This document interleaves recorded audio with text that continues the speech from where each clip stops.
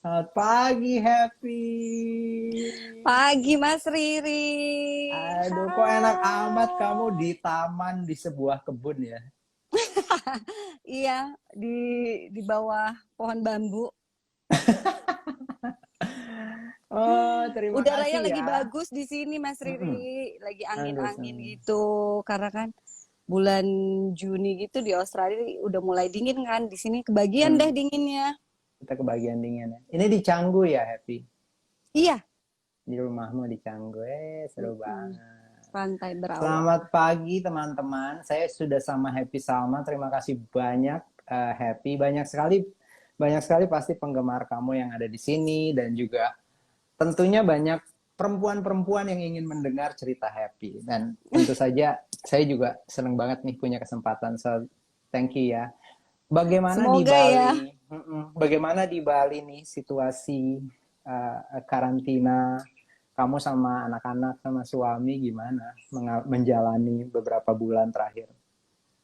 Jadi awal-awal sih ya samalah Mas Riri. Maksudnya ada shock gitu ya. Maksudnya Hmm, ini gimana ya situasinya, terus ke depan seperti apa gitu. Apalagi kalau kita suka berencana orangnya gitu, udah punya rencana-rencana mau ngapain, mau gimana. Nah, situasi ini tuh bener-bener kayak bikin kita nahan diri dulu gitu. Tapi pas memang di bulan Maret ya, itu pas COVID mulai heboh ya di Indonesia, di Bali itu hmm, lagi mau suasana nyepi. nyepi. Jadi pas banget gitu, maksudnya situasi mendukung kita emang harus berjarak dengan semuanya gitu. Iya. Jadi memang beberapa hari itu kan biasanya kalau sebelum nyepi itu kayak takbiran ya rame, banyak orang Hmm, pawai, bawa hmm, ogo-ogo ini ditiadakan gitu. Terus saya juga di Ubud sama keluarga bener-bener senyap gitu.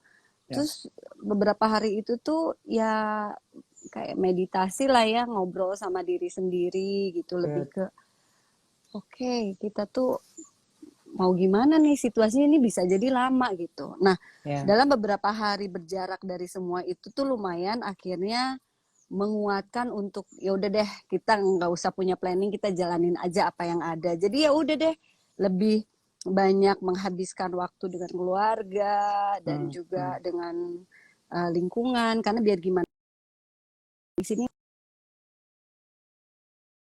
udah terbiasa orang-orangnya hmm. mandiri dan Ya, mereka kan di Indonesia agamanya juga minoritas di Bali itu right. jadi mereka udah terbiasa kuat dan tabah kayaknya gitu dan mereka Hmm, kebanyakan kan punya tanggung jawab besar bagaimana merawat adat jadi aku ya, belajar banyak dari mereka maksudnya kayak kita kan suka mendengungkan kayak ayo cintai budaya kita harus merawat apa warisan leluhur tapi kan di Bali sendiri mereka melakukan bukan hanya mengucapkan sudah gitu sudah jadi jalan menjadi praktek hari ke hari. gitu betul Hmm, jadi hmm.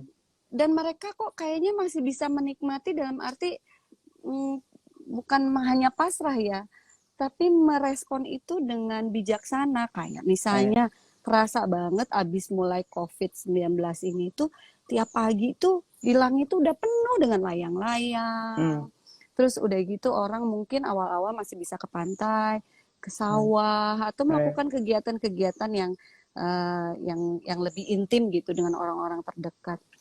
hmm. Jadi aku pun ngikutin gitu akhirnya aku Menyenangkan. yang Yes, iya yes, jadi aku yes. yang oh oke. Akhirnya sekarang dari yang tadinya aduh di rumah mulu seru main sama anak sampai lama-lama aduh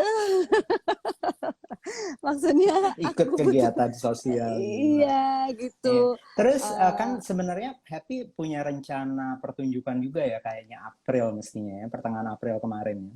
iya betul harusnya Mm-mm. tanggal 23 ya kita harusnya Ya. pentas di Mm-mm.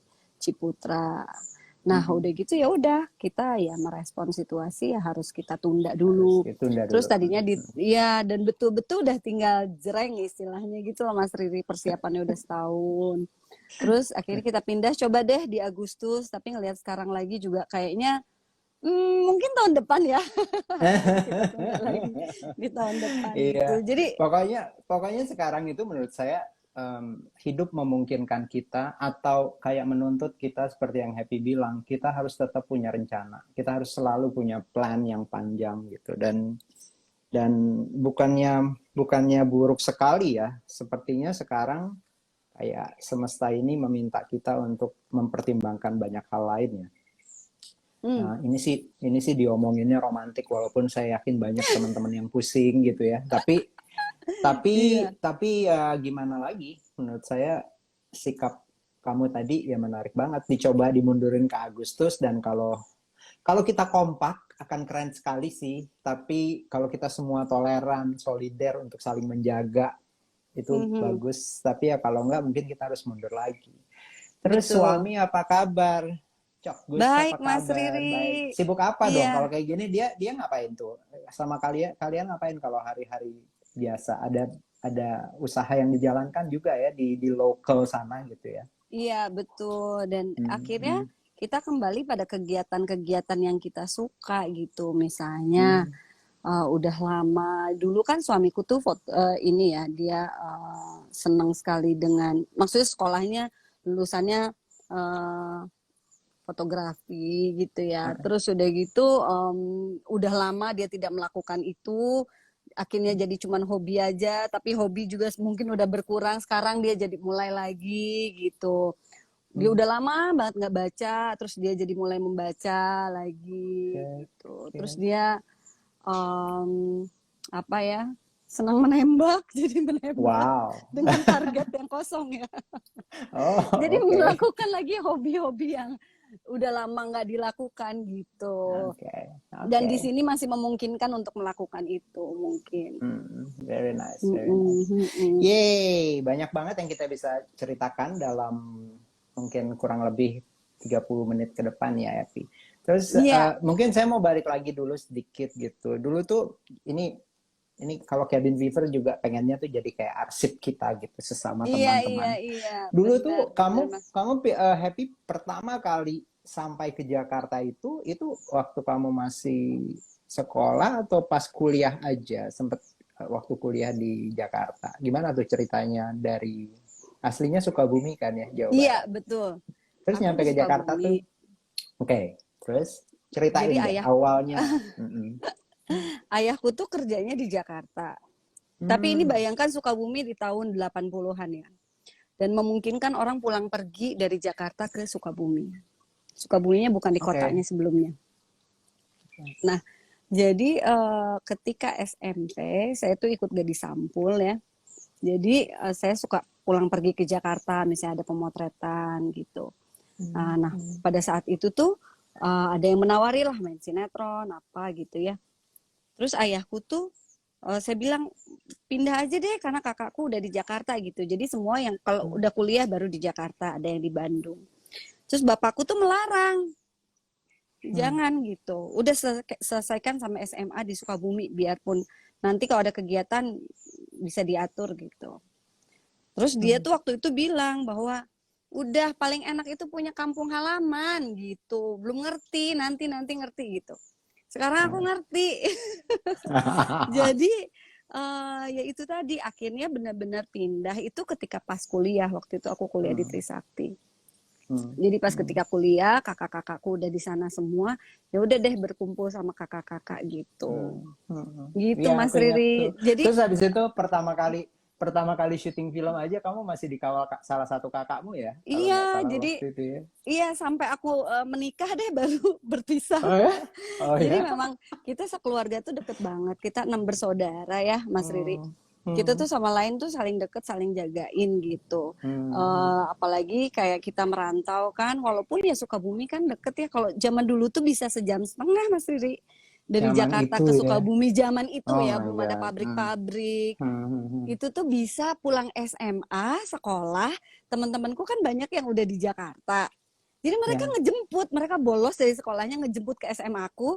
Lucu Hmm. banget deh. Ke Jakarta cuma makan nasi goreng di Lembang, Asik. nggak penting banget. Terus aku balik lagi ke Sukabumi itu pas, aduh harus pulang karena kalau aku maghrib itu udah harus di rumah gitu.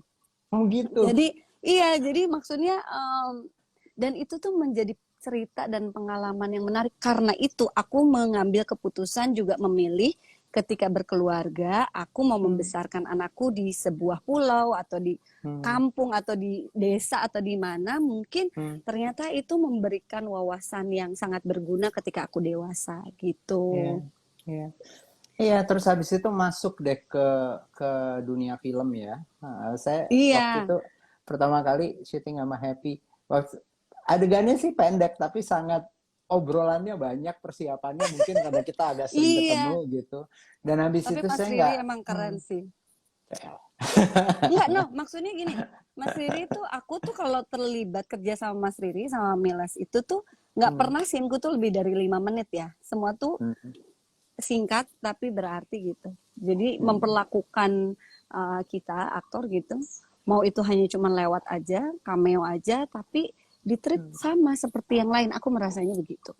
Makasih. Ngobrol. Tapi Jadi, memang soalnya kalau aku pikir sebenarnya aktor itu kan menjadi penting untuk memastikan peran yang walaupun secara screen time-nya itu pendek, tapi harus ya, jelas maknanya apa buat karakter. Misalnya dia bertemu dengan karakter utama harus sangat sangat penting gitu, dan karena itu biasanya kita justru sangat hati-hati gitu untuk mencari aktor. Tapi kan itu kan baru awal, Happy. Kita mudah-mudahan kita bisa kerjasama lagi yang lebih signifikan di waktu yang ke depan ya. amin ya. Tapi Mas Eh, Riri, itu tuh uh-uh. privilege yang luar biasa loh untuk aktor terutama. Maksudnya kita diperlakukan dengan apa ya? Dengan sangat gini. Akhirnya kan menjadi aktor itu pilihan profesi yang harus kita perjuangkan. Karena biar bagaimanapun profesi itu juga di Indonesia juga bukan profesi yang masih apa ya, pilihan utama gitu.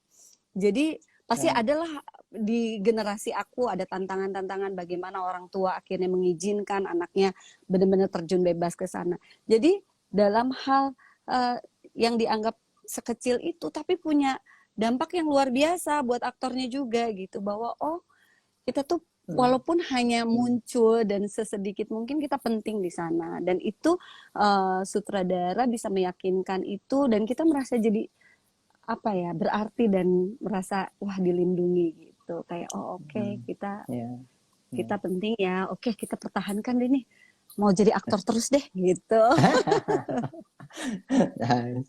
Nah, terus tidak lama kemudian kamu sebenarnya awalnya modeling, terus main di TV dan pelan-pelan Iya. film. Nah, tahun Hmm. 2007 Happy mulai lebih serius di bidang seni sebenarnya. Mendirikan Titi Mangsa ya. Iya. Sama teman saya tuh Ebe. Iya, Iya Ebe. ya. Jadi mendirikan Titi Mangsa Foundation. Jadi sebuah yayasan tuh langsung Happy itu, Hmm. dan kamu mulainya itu sangat ambisius, langsung bikin kayak tour mengenalkan sastra ke sekolah-sekolah gitu. Itu tuh Hmm. apa tuh Bu? Apa yang ada di belakang gagasan mendirikan Titi Mangsa waktu itu, Happy? Jadi Mas Riri waktu saya umur 20-an ya, tahun 2000-an gitu, saya kan Iya. main sinetron tuh, mulai main Hmm. sinetron. Jadi Hmm. akhirnya di pekerjaan saya waktu itu tidak memberikan banyak waktu untuk saya ketemu banyak teman-teman, Oke. keluarga, karena banyak di lokasi syuting. Nah, Hmm. sahabat-sahabat saya tuh buku-buku gitu. Jadi Hmm. saya jadi dulu tuh lebih rajin membaca ketika pas saya lagi main sinetron sebetulnya. Bahkan saya lebih rajin menulis artikel, menulis cerpen ketika saya main sinetron, karena pas waktu kosong, karena kan banyak naskahnya itu eh, apa, ada beberapa produksi yang naskahnya aja tuh baru datang saat itu gitu, atau kita lagi nungguin naskah, namanya stripping gitu ya, kejar tayang gitu. Jadi saya mengisi banyak waktu luang itu dengan menulis dan membaca gitu. Nah, saya tuh mendapatkan dampak yang luar biasa dari situ gitu, sampai akhirnya memberanikan diri bikin cerpen, terus akhirnya cari penerbit, masukkan ke koran-koran, ke majalah. Nah, dari situ saya ngelihat, aduh, sastra itu menyelamatkan saya gitu dari pikiran-pikiran yang sesat. Maksudnya Yes. sesat dalam arti pada waktu itu tuh namanya kan masih muda, umur 20-an. Kadang kalau kita bosan itu kita bisa melakukan hal-hal yang mungkin akhirnya saya sesali gitu setelah menjadi dewasa. Nah, saya tuh benar-benar punya karib yang saya cintai, yaitu sih buku-buku sastra itu sampai akhirnya pas tahun 2006 saya diajak teman saya terlibat di dalam pertunjukan Nyai Ontosoro Project. Nah, dari situ saya melihat, saya belajar bahwa ternyata ada medium lain, yaitu sebuah aliwahana dari sebuah kekaryaan gitu. Dan itu bisa terlahir dari solidaritas. Nah, akhirnya saya memberanikan dirilah mulai berkegiatan yang lebih ambisius gitu, seperti Mas Riri bilang.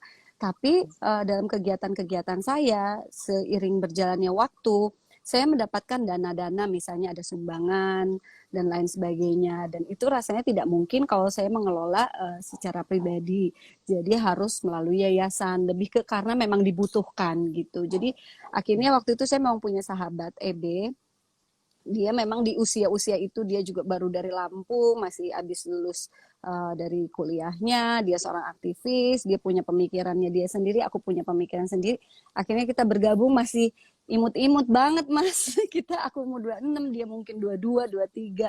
Kita memberanikan diri, yuk kita bikin pameran foto, kita keliling-keliling dari sekolah-sekolah gitu. Sampai akhirnya seiring waktu setelah kita makin dewasa, nah, taunya EB lebih tertarik ke dalam film. Saya memang lebih tertarik ke panggung. Akhirnya kita punya kegiatan masing-masing yang ya saling mendukung aja gitu. Dan banyak banget ya pertunjukan yang Happy bisa lakukan gitu dari awal-awal. Nah, karyanya Matohari yang Ronggeng Dukuh Paruk gitu ya, itu kan itu karya yang penting sekali gitu ya. Dan gimana itu memulai itu sejak awal kayak apa? Ada si Ebe tuh. Baru diomongin muncul ya. Ada Mira juga udah ada tadi, udah Hai kasih Mbak Mira. heart dan hati-hati semuanya udah pada di sini. Tadi ada Jadi banyak temanku gimana? juga. Oke, nice. Gimana energinya dari mana? Terus apakah semuanya harus memang dimulai dari ada fundernya gitu, Happy, atau gimana tuh? Iya. Memulai bikin ada Ronggeng Dukuh Paruk, ada karyanya Pidi Baik, terus ada karya Pak Ramadan KH juga yang di Iya. tafsir gitu ya di Aliwala. Itu gimana tuh ceritanya? Jadi akhirnya saya pelan-pelan menemukan sebuah formula bahwa ada ruang lain yang bisa kita menyebarkan dari sebuah karya yang menurut kita penting gitu. Awalnya karena tentu saya harus meyakinkan kayak pihak sponsor, penonton, dan saya ini siapa sih, dalam arti ada rasa tidak percaya diri juga. Jadi akhirnya saya harus belajar dari diri saya sendiri. Saya tanya-tanya sama orang yang sudah lama berkecimpung di sana. Saya tanya sama Mas Butet.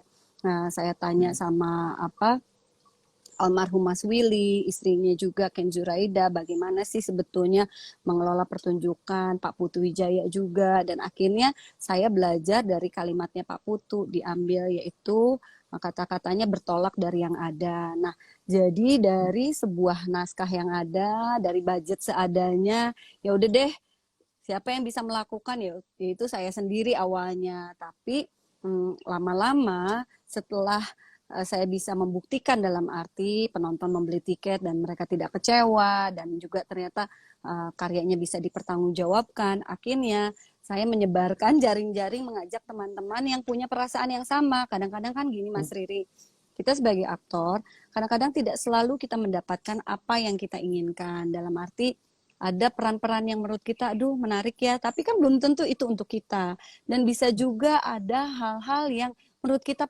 cocok, tapi pas ketika melakukannya tidak sesuai harapan kita. Nah, kita tuh butuh ruang untuk bermain itu. Nah, saya menemukan Titi Mangsa itu menjadi rumah untuk itu gitu. Jadi ketika teman-teman lagi misalnya dalam situasi yang bosan dalam kegiatannya, atau dia merindukan sebuah naskah-naskah yang berbeda atau tantangan, inilah rumahnya kita. Jadi akhirnya kita menjadikan si Titi Mangsa itu rumah untuk banyak orang. Akhirnya kayak misalnya pertunjukan yang Inggit yang harusnya dipentaskan ini Marsha Timothy jadi co-produsernya di sini. Dia juga tertarik untuk belajar bagaimana sih memanage sebuah pertunjukan. Karena kan kita bikin pertunjukannya juga dari yang kecil, sedang, besar. Jadi nggak selalu juga sebuah karya-karya yang harus Besar dengan semua budget gitu ya. besar semua, enggak. Iya. Jadi ini adalah ruang belajar kita. Di situ kita bagaimana mengkurasi naskah, bagaimana kita belajar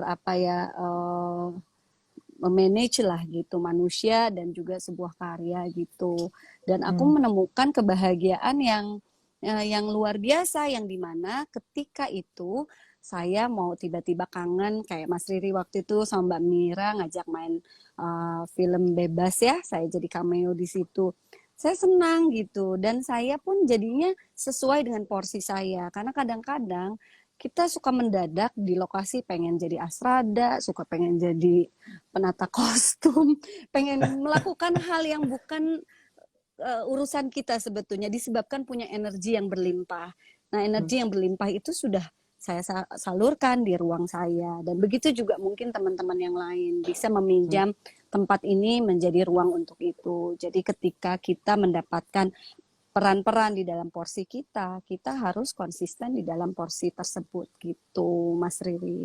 Dan nggak kerasa udah lebih dari 10 tahun, udah hampir 15 tahun ya Titi Mangsa Iya dengan sih, dan ternyata ya, kamu. iya kesetiaan ini ternyata ada buahnya juga ya. Iya. Dan sebenarnya kan memang Indonesia punya tradisi kelompok teater atau sanggar teater yang pada sebuah periode itu memang tertantang banget ya. Saya yakin kayak iklim, mungkin bukan industri teater tapi iklim misalnya kayak model permodalan teater, bagaimana sebuah Betul. teater dijalankan itu. Maksudnya ini selalu kayak gitu sih. Dulu saya juga kebetulan sering kerja di Makassar ya, Pi. Jadi kalau Iya, sering banget memperhatikan, atau di tim sebenarnya karena dari IKJ gitu. Ya memang pertunjukan teater itu dibikin untuk dipertunjukkan dalam 2, 3 pertunjukan, kadang-kadang cuma 1 pertunjukan, dan iya betul.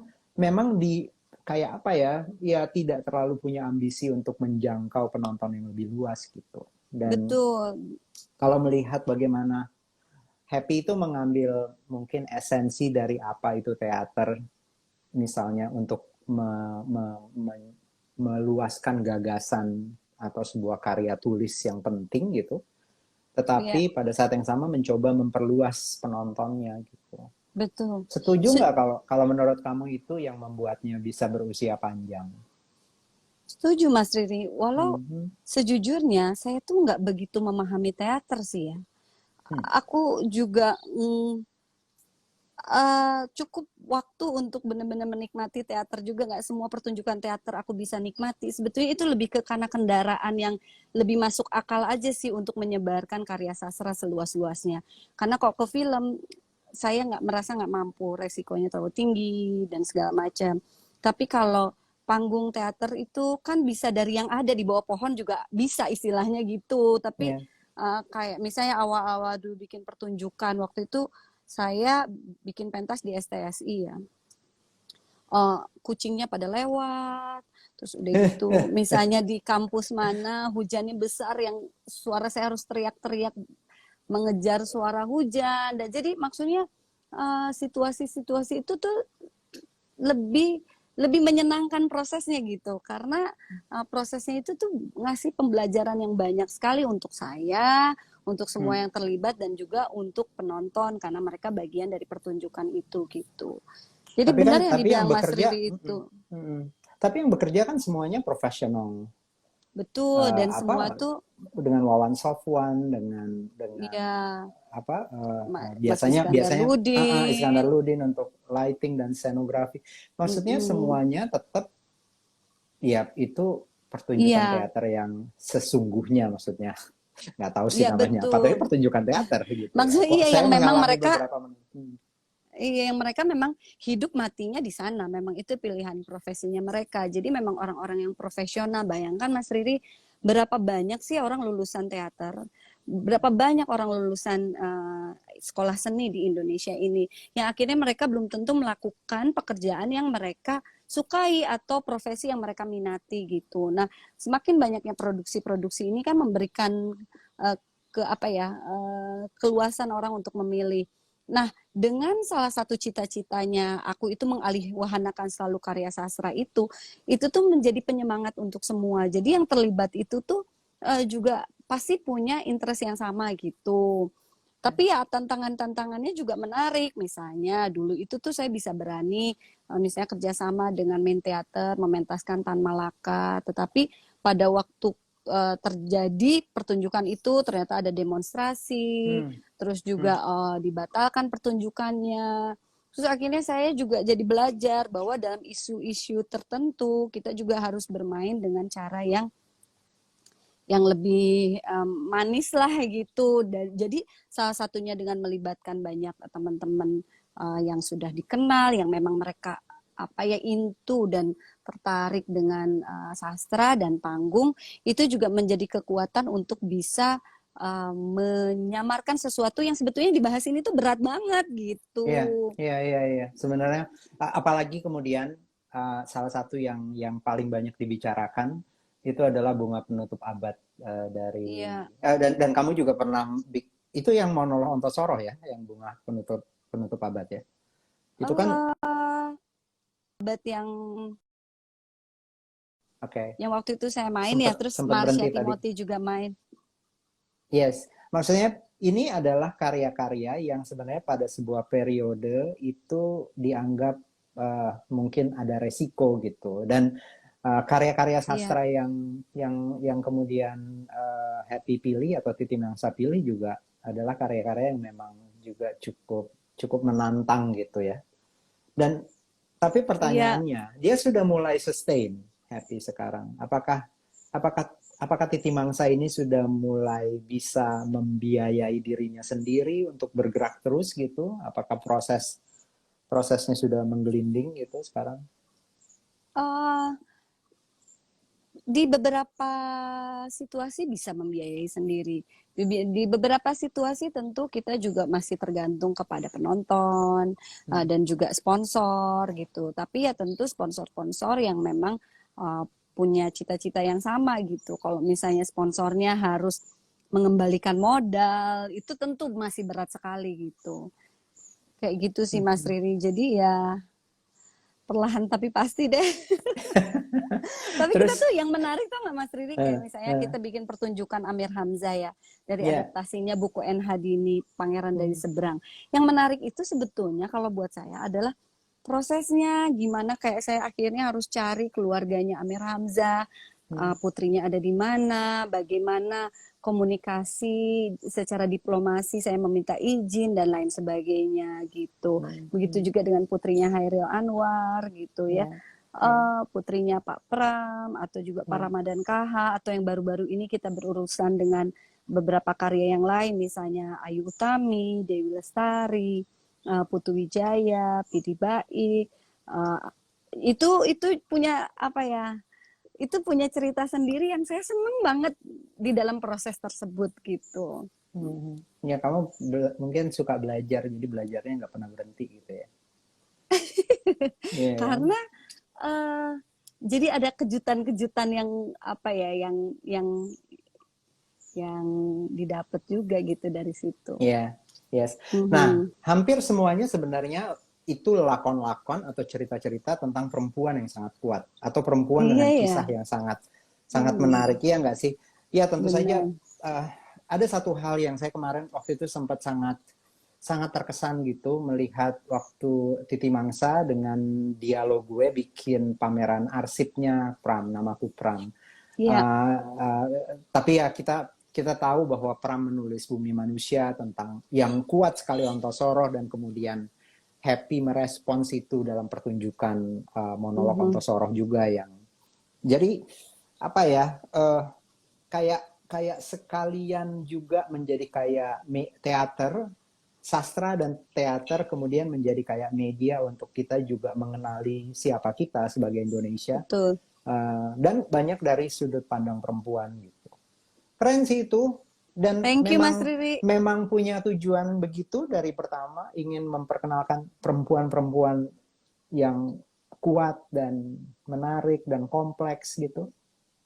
Mungkin di bawah alam sadar ya, jadi Hmm. pilihan-pilihannya ke situ terus karena kadang-kadang kita dapat ide, dapat inspirasi itu tuh kan dari imajinasi ya. Kadang logika kita nggak bekerja di situ. Jadi dari intuisi ke situ, loh kok ternyata sama ya semua benang merahnya.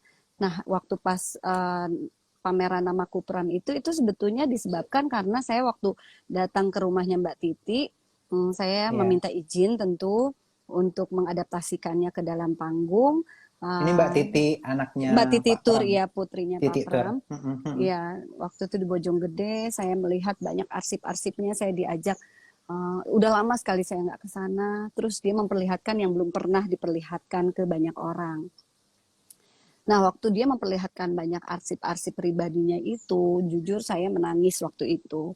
Dan saya merasa, ini saya kualat banget nih kalau saya punya kesempatan dan tidak melakukan gitu. Jadi saya akhirnya berjanji pada beliau, Mbak, kalau pertunjukannya ini sampai sukses dan saya ada keuntungan dari sini, uangnya saya akan bikinkan pameran dan mengangkat arsip tersebut apakah diizinkan, dan beliau memberikan izin. Dan saya anggap itu adalah nazar kami lah gitu. Dan ternyata pertunjukannya itu sukses, berhasil. Ketika berhasil itu akhirnya saya berpikir siapa yang sekiranya pas untuk diajak berkolaborasi. Saya ingat dialog, bukan karena dekat rumah saya Mas Riri, tapi saya merasa itu tempat adalah tempat yang pas bagaimana mengkomunikasikan seorang Pram untuk generasi muda juga, lintas usia, dan juga tempatnya lebih casual gitu. Akhirnya saya ngobrol lah dengan Mbak Angel, Mbak mau nggak tertarik, dan ternyata dia tertarik sekali dan dia juga terkesan pada pertunjukan tersebut.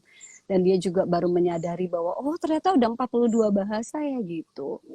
Nah ya sudahlah, akhirnya ternyata di dalam proses tersebut ibu saya meninggal, jadi harus berhenti dulu. Dan jadi si benih itu saya ingat dan simpan baik-baik ketika situasi sudah membaik dan kita teruskan kembali. Dan ternyata prosesnya pas lagi dalam proses saya hamil, jadi akhirnya ya tetap berjalan dan semua tuh punya takdirnya sendiri, itu yang menarik buat saya. Dan ternyata saya juga tidak intervensi bagaimana dialog membuat itu semua, saya hanya menambahkan mana yang diperlukan, tapi ternyata di tengah-tengah saya dapat sponsor lagi waktu itu dari Bakti Budaya Jarum, dibikin dong kolaborasi, ada openingnya semua di GIK aja gitu. Beliau bilang, oke, saya ajak juga teman-teman bacain karya-karyanya. Dan ternyata pengunjungnya luar biasa banyak banget. Nah dari situ memunculkan lagi akhirnya ide untuk mementaskan lagi gitu. Karena banyak sekali permintaan. Sampai ada, pokoknya permintaannya banyak sekali lewat email dan lain-lain. Tolong dipentaskan lagi, pentaskan lagi. Tapi saya secara pribadi merasa sudah cukup dengan Nyai Ontosoro gitu. Saya pikir kayaknya saya sudah harus say goodbye gitu dengan Bergerak beliau dulu gitu. lagi, betul. Gitu. Akhirnya Marsha Timothy lah yang memerankan Nyai Ontosoro dan dia bermain bagus sekali. Dia berproses luar biasa banget Mas Riri. Mas Riri kan sering kerja sama sama dia ya. Bagaimana dia total, bagaimana dia memberikan hati dan perasaannya, itu yang membuat saya senang dan terharu gitu. Jadi pengen lagi, bikin lagi gitu. Karena itu juga salah satunya. Nanti pasti suka ada cabang lain, membuat banyak kemungkinan dan bikin lagi sesuatu hal yang dari awal bahkan mungkin tidak saya prediksi gitu. Salah satunya dengan seperti pameran Namaku Pram itu kan nggak dari awal direncanakan. Itu sesuatu yang kayak cabang pohon baru yang buahnya bagus banget gitu ya. Iya betul, kayak benih nggak tahu loh kok tumbuhnya di sini ya gitu. Terus habis itu yang nggak dan berkembang terus. Salah satu yang terakhir ini Inggit ini kan kisah yang luar biasa ya. Istri kedua Bung Karno yang menemani Bung Karno di masa-masa paling sulitnya. Dan dia tuh kalau nggak salah 13 tahun lebih tua ya, Happy dari Bung Karno. Bayangkan itu, saya membayangkan cerita ini gitu. Tapi ini Happy sendiri yang akan tampilkan ya. Ini adalah monolog. Pertunjukan musikal monolog. Iya, betul. Dan kamu akan menyanyi. sedikit Mas, dikit banget. Karena nanti ada choir juga dari Oke. The Resonance, iya. Tapi penting, penting. Iya, Ini akan menjadi iya, tahapan baru lagi gitu buat Happy kan. Dan iya, karena menurut saya penting juga ya sosok perempuan seperti Inggit gitu disampaikan lagi bahwa kadang-kadang ada nama-nama yang mungkin tidak dicatat jelas dalam sejarah tapi punya peranan penting gitu. hmm, Bahwa perempuan itu tuh apa ya yang kadang nama-namanya tidak disebutkan itu tapi dia punya apa ya punya tonggak penting lah kayak Inggit itu kan mungkin bisa dibilang satu-satunya perempuan yang berada di wilayah domestik pendiri bangsa ya Mas Riri ya. ya, Bagaimana dia dekat ya, dengan Syahrir, dengan Hatta, dengan lain-lain. Di tengah-tengah diskusinya dia selalu ada di tengah-tengah mereka gitu. Bagaimana Soekarno masih jadi mahasiswa, tidak bisa membiayai hidupnya dan rumah tangganya, dia membiayai. Dan di sisi lain ikut bagaimana ikut waktu waktu Soekarno diasingkan dia yang diasingkan, iya mendampingi betul. di Dan penjara yang di mana. menarik, iya. Dan yang menarik Mas Riri, beliau itu kan punya suami ya. Dan Soekarno tuh melamar langsung ke suaminya gitu. Saya jatuh cinta Wow. pada istri Anda dan lain-lain. Dan maksudnya kenapa menurut saya Inggit ini penting juga bahwa untuk menggambarkan ya manusia itu tuh ya perasaan itu sekompleksitas itu. Tidak ada yang murni betul dan murni salah gitu. Tentang Eh, bagaimana situasi yang mereka alami pada saat itu tuh ya nyata dan tidak apa-apa juga gitu. Jadi kayak sekarang kan kadang-kadang kita sibuk dengan apa yang ya? ini salah, yang itu benar, Itu ini salah, pokoknya salah, enggak, salah. yang ini enggak gitu. Pada zaman dulu tuh orang tuh mungkin lebih berpikiran terbuka dalam arti hidup itu tuh tiba-tiba ada perasaan-perasaan yang tidak terduga, ada perasaan-perasaan yang bisa diduga dan itu bisa diselesaikan dan tidak apa-apa juga gitu. Ingin menggambarkan bahwa lahirnya juga bangsa ini lewat perasaan-perasaan banyak orang yang tidak Ya, sempurna gitu. Kurang lebih ya, seperti itu sih. ya. Dan mungkin Udah. perempuan bisa lebih merasakan nanti dalam arti pasti banyak perempuan-perempuan yang mungkin secara karir dia tidak ada label apa-apa, tetapi tanpa dia ibaratnya rumah tangga tuh rubuh dan hancur istilahnya kayak Eh, gitu. eh. Dan banyak sekali yang Happy sudah kerjakan. Maksudnya bagaimana bagaimana pertunjukan ini diperkenalkan ke publik kemarin dengan ada kayak digital content video yang bagus banget dan Iya, desainnya juga sangat menarik. Saya lihat thank lagi kebaya you. yang bagus. Aduh, menunggu banget deh. Mudah-mudahan bisa Iya, situasi membaik ya. Dan semoga oke, ya. ini perempuan. Terus habis itu di satu titik Happy pernah menulis biografi, roman biografi tentang seorang pengrajin, desainer, seorang seniman Iya, iya, perhiasan ya. betul. Bu siapa Desak Suwarti ya? Desak, iya, Desak Nyoman Suwarti. Nyaman Suwarti. Itu Iya, buku biografi yang cukup besar ya. Dan lumayan Mas Riri, 5 tahun dulu ngerjainnya. dan orang ini, ibu ini memang memang fenomenal buat Happy. Iya, Dan tidak banyak luar yang mencatat biasa. dia ya. Mm-mm. Iya, waktu itu kan saya baru pindah ke Bali ya. Mm. Dulu itu saya pikir, wah ini saya lagi menjalani cita-cita saya gitu ya. Tapi ternyata tidak pada waktu itu. Saya pikir, saya akan lebih jadi bisa menulis kali. Ternyata enggak gitu. Saya mungkin senang dengan kekeosan, dengan keos di Jakarta, melihat banyak ini itu timbullah rasa empati saya gitu. Di sini saya malah tidur, di sini saya malah makan mulu dan lain-lain. Ini setelah menikah tahun 2010 Setelah maksudnya. menikah ya. Mm-mm. Nah, tapi ternyata pas saya ketemu Desak Nyoman Suwarti ini, rasa itu tuh muncul lagi gitu. Walaupun akhirnya sekarang ini saya udah nggak bisa nulis lagi kali Mas Riri, selain kata pengantar ya, mungkin energinya udah ke yang lain. Cuman waktu pas ketemu Desak Nyoman Suwarti, saya melihat kan dia itu tuh perempuan Bali pertama yang dulu tuh bikin kelompok gamelan. Zaman dulu kan perempuan nggak boleh main gamelan, tarik kecak, atau melukis.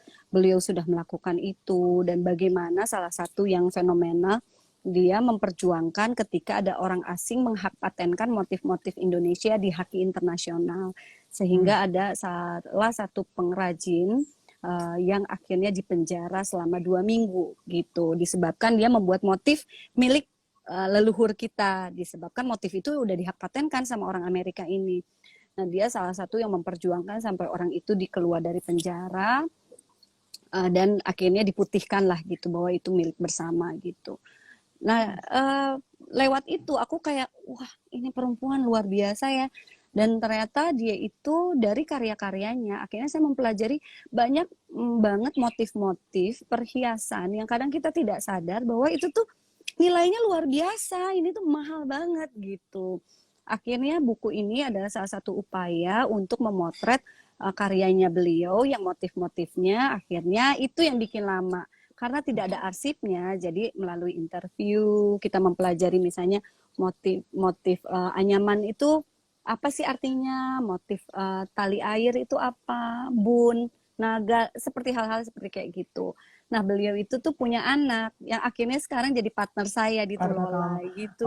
oke, jadi jalannya tuh ya kamu menemukan ibu Desak gitu, kemudian tidak lama kemudian bertemu Iya, dengan anaknya Mbak Sri. putrinya betul Mm-mm, Sri. mm-mm, Sri itu jadi mm-mm. kurator waktu itu untuk memilah mana kekaryaannya beliau yang layak untuk ditampilkan. Terus saya waktu itu meminta Mas Hermawan Tanzil dari Dialog untuk membantu saya untuk Desain. desain dan lain-lain gitu. Nah, Mm-mm. Sri akhirnya Sri sedang berusaha mati-matian meneruskan usaha ibunya yang dulu sukses sekali, home shopping di Amerika dan lain-lain, karena home shopping sudah situasinya berubah. Dia mau meneruskan tukang-tukangnya di garasinya dia untuk bisa terus hidup gitu. Dengan menerima order dari orang lain gitu. Akhirnya saya berdua, Sri, kamu harus jadi desainer, saya bilang gitu. Lihat karya-karya ini, kamu lahir di studio gitu. Apa pengalaman dia dari ibunya, apa yang dia pernah lihat dan dia catat itu tidak dimiliki siapapun. Akhirnya dia bilang apa mungkin gitu. Iya, jangan melihat ke internasional, lihat di negara sendiri dulu aja, kita coba bangunkan.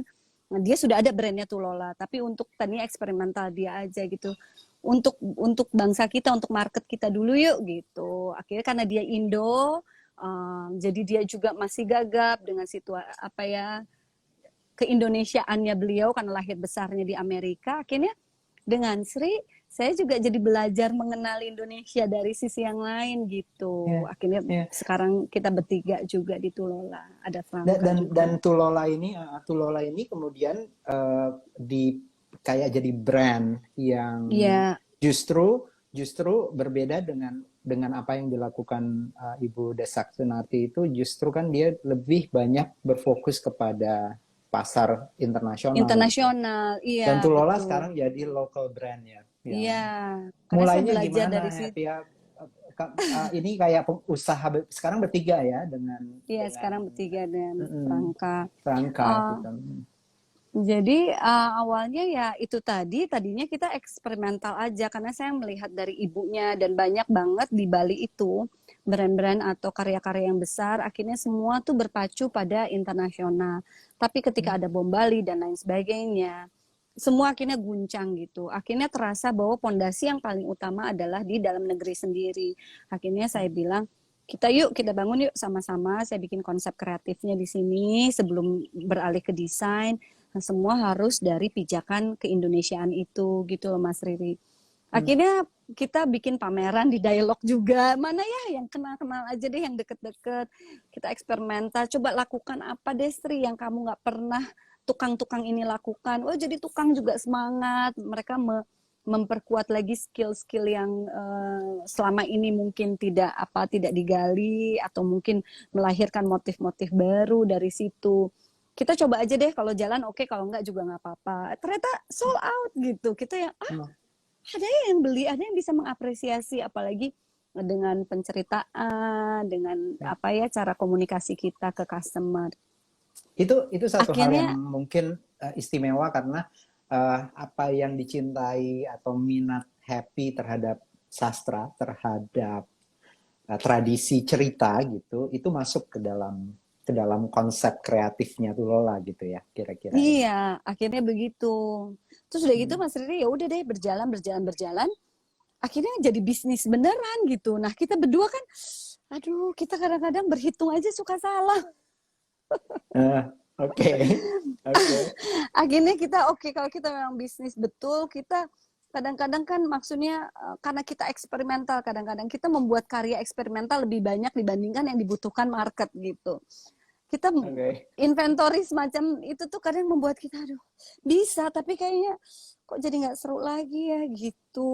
Akhirnya kita membutuhkan partner yang memang sudah terbiasa lama di retail. Akhirnya kita mengajak Franka yang memang dia backgroundnya dan pekerjaannya di sana untuk kita jadi lebih seimbang. Akhirnya kita happy lagi deh. Tadinya Oke. pusing Mas Dan sekarang, Riri. dan maksudnya sekarang manage secara bisnis yang mungkin memikirkan supaya lebih sustain, lebih berjalan terus tuh ada gitu. Jadi balance banget gitu ya kayak kalau di film tuh namanya tuh triangle system. Jadi harus ada Iya, kalau kerja tuh harus ada ah, produsernya, harus ada iya penulisnya yang memikirkan betul. struktur dan idea kurang lebih ya secara praktis gitu. Kemudian ada direkturnya. Ah, Mungkin oh iya akhirnya benar happy juga ya. happy menemukan triangle-nya gitu. Tulola menemukan triangle-nya yang Ah, tepat terima kasih gitu. loh. Aku catat baik-baik. Iya, iya, iya, betul, betul, Terus betul. punya toko udah berapa sekarang Tulola?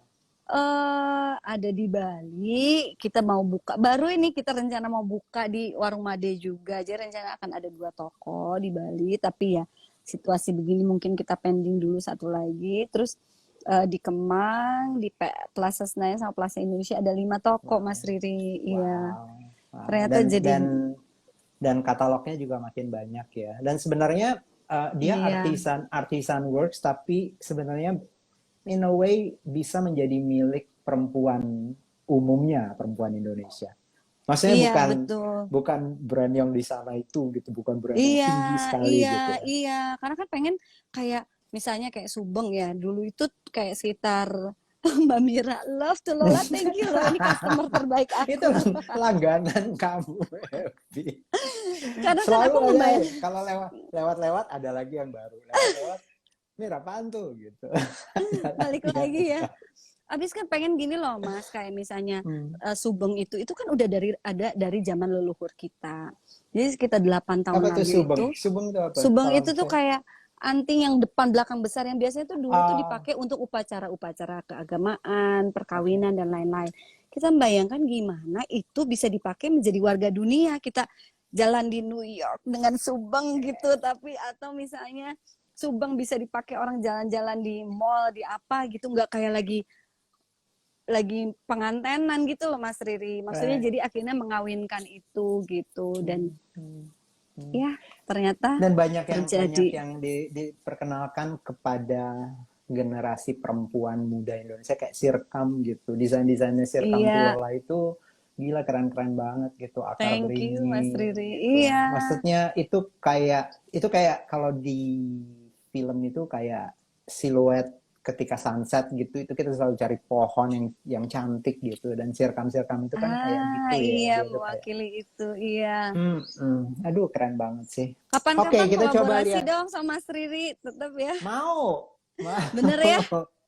mau. Kita cari kalau lagi ada film yang pas gitu ya, kita coba bikin sesuatu yang terinspirasi oleh sebuah konsep cerita gitu. Misalnya kayak Sunset itu is beautiful, Iya, beautiful. Bisa jadi iya sesuatu yang kan? menarik. Oke, kita ke pertanyaan. Mira tadi punya pertanyaan karena kita udah nggak kerasa cepet-cepet banget ini Iya ya. waktu. Ya ampun Um, udah mau sejam. Mira nanya, sekarang kan tinggal di Bali. Kalau dalam pengamatannya Happy, kamu udah tinggal di mana aja gitu ya. Dalam pengamatan Happy, apa sih kebiasaan-kebiasaan atau tradisi sehari-hari dalam kehidupan di Bali yang bisa banget kita jadikan contoh atau bisa ditiru oleh semua orang, khususnya orang Indonesia yang menurut Happy baik dan bisa paling baik yang bisa ditiru, bisa dipraktekkan gitu di dalam kehidupan kita supaya hidup kita juga jadi lebih baik dimanapun kita berada di Indonesia. Aduh, banyak ya. Apa ya? Satu, mereka itu percaya dengan mantranya itu Dase Kalepatre ya, atau bisa disebut dengan uh, arti lain waktu, tempat, situasi yang uh, membuat seseorang menjadi seperti itu gitu. Saya belajar dari orang Bali pemakluman dalam arti ketika ada satu orang dia marah di dalam situasi tertentu, saya belajar bahwa dia itu bukan marah karena emosinya. Kadang-kadang mungkin dia marah karena situasi, karena mungkin yang marah itu adalah pekerjaannya, yang marah itu penyakitnya, yang marah itu adalah apanya gitu. Jadi penghakiman itu tuh nyaris saya jadi lebih berkurang gitu. Saya belajar itu dari orang Bali. Maksudnya 3 kata itu deh akhirnya saya jadi oh Desa berarti kalau orang katro. jadi orang tuh mungkin tidak ada yang selamanya sama gitu. Akhirnya saya jadi pikir oh kadang mungkin maling juga kok di rumahnya mungkin dia jadi pahlawan untuk anak-anaknya kurang lebih kayak gitu. Nah itu saya belajar dari sikap-sikap orang Bali. Lalu juga kedua yang menarik adalah mereka ya pasti percaya kepada leluhur ya dan juga percaya pada nasib atau catatan hidupnya gitu bahwa apa yang terjadi di dunia ini sudah ditentukan dalam arti apa yang terjadi seperti hari ini kita alami itu tidak ada yang selamanya gitu. Jadi dunia itu tuh dari dulu sampai sekarang sama aja gitu. Nah itu aku juga belajar dari orang Bali. Terus yang ketiga yang paling penting adalah bagaimana orang Bali merawat adat itu dengan apa ya? Dengan menjadi bagian dari kehidupannya gitu, bukan lagi slogan.